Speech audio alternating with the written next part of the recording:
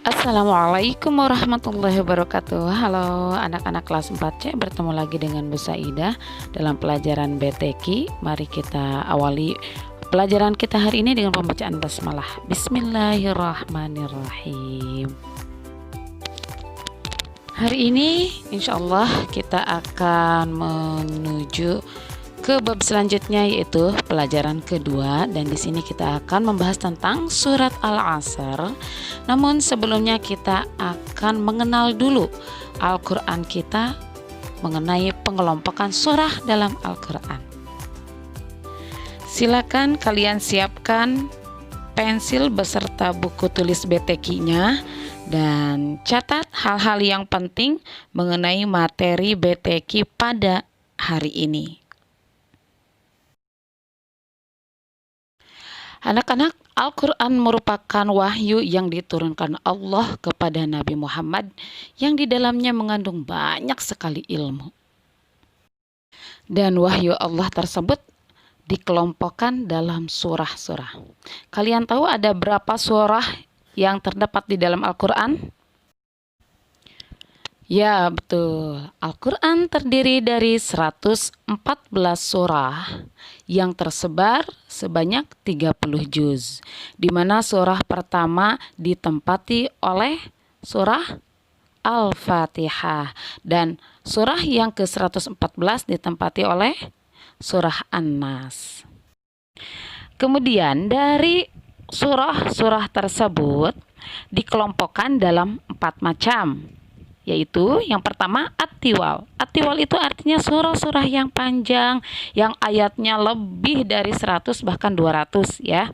Nah, surah ini ada 7 surah. At-Tiwal ini ada 7 surah di dalam Al-Quran yang terdiri dari surah Al-Baqarah, Al-Imran, An-Nisa, Al-Ma'idah, Al-An'am, Al-A'raf, dan Al-Anfal. Yang kedua disebut dengan Al-Mi'un. Apa Al-Mi'un? Al-Mi'un itu surah yang jumlahnya lebih dari 100 ayat atau mendekati 100 ayat. Nah, yang termasuk ke dalam Al-Mi'un ini terdiri dari surat Yunus, Yusuf, An-Nahl, surat Hud, kemudian Al-Isra, kemudian Al-Kahfi, dan masih banyak lagi. Yang ketiga disebut dengan kelompok Al-Masani. Apa Al-Masani? Al-Masani itu surah yang jumlah ayatnya di bawah Al-Mi'un dan sering dibaca berulang-ulang. Nah, di antara surat yang masuk ke dalam Al-Masani itu yaitu Yasin, Ar-Ra'du, Ibrahim, An-Nur, dan masih banyak lagi selain yang Ibu sebutkan. Kemudian yang terakhir termasuk ke dalam kelompok Al-Mufassal, yaitu surah-surah yang pendek ya, yang sering kita baca sehari-hari, apalagi di dalam waktunya sholat, seperti surah An-Nas, Al-Falaq, dan surah-surah yang ada pada juz 30. Itu masuk ke dalam golongan surah Al-Mufassal. Sekarang kita akan memasuki bab baru kita, yaitu pembahasan tentang surah Al-Asr. Al-Asr memiliki arti masa atau waktu.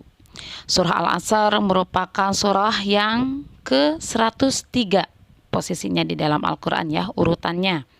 Terdiri dari 3 ayat dan merupakan surah terpendek, termasuk golongan surah Al-Mufassal, diturunkan di kota Mekah dan tergolong ke dalam surah Makkiyah. Isi kandungan surah Al-Asr ini menerangkan bahwa manusia yang tidak menggunakan waktunya dengan baik selama di dunia ini, maka dia akan termasuk ke dalam orang-orang merugi. Nah, oleh karena itu, apa yang harus kita lakukan? Yang harus kita lakukan adalah memanfaatkan waktu kita untuk tetap beriman kepada Allah, melakukan kegiatan yang positif seperti belajar, mengaji, kemudian membantu orang tua, membantu teman ya. Dan bila ada teman kalian yang berbuat kurang baik, sebaiknya diingatkan. Atau kalian melihat adik kalian sedikit nakal, disayangi, diingatkan ya. Nah, jadi surat Al-Asr ini mengingatkan kita bahwa manusia itu berada dalam kerugian kecuali ada 3 golongan. Pertama, orang yang beriman. Kedua, orang yang beramal soleh. Dan yang ketiga, orang yang saling menasehati dalam kebenaran dan kesabaran. Kita lihat bunyi surah Al-Asr. Bismillahirrahmanirrahim. Wal 'asr. Innal insana lafi khusr. Illal ladzina amanu wa 'amilus solihati wa tawasaw bil haqqi wa tawasaw bis sabr. Sudah hafal kan suratnya, bunyi surahnya? Nah, secara tidak langsung itu setiap hari kita diingatkan ya untuk selalu beriman dan berbuat amal soleh. Sekarang kita memasuki bagian tugas. Tugasnya jangan lupa dicatat ya materi hari ini untuk bekal ujian kalian. Kemudian hafalannya, tugas hafalannya Ibu tunggu voice note dari kalian menghafalkan surah Al-Ghasyiyah ayat 6 sampai 10. Bagi yang belum setor minggu kemarin berarti dari ayat 1 sampai 10 ya. Baca dengan tartil, nanti insya Allah Ibu akan mengirimkan cara pembacaan surah Al-Ghasyiyah ayat 1 sampai 10 melalui voice note. Nah, nanti voice note yang akan Ibu bagikan ya di grup cara pembacaan surah Al-Ghasyiyah ayat 1 sampai 10. Nanti kalian dengarkan baik-baik sambil dibuka Al-Qur'annya ya. Diperhatikan huruf-hurufnya, panjang pendeknya, kemudian kalian praktekkan, kalian pelajari. Kalau sudah hafal dan benar cara pembacaannya, baru kalian setor ke Ibu. Oke? Ibu tunggu. Sekian hari ini pelajaran BTQ-nya dari Ibu. Semoga bermanfaat ilmunya. Kurang lebihnya mohon maaf. Wabillahi taufiq wal hidayah. Wassalamualaikum warahmatullahi wabarakatuh.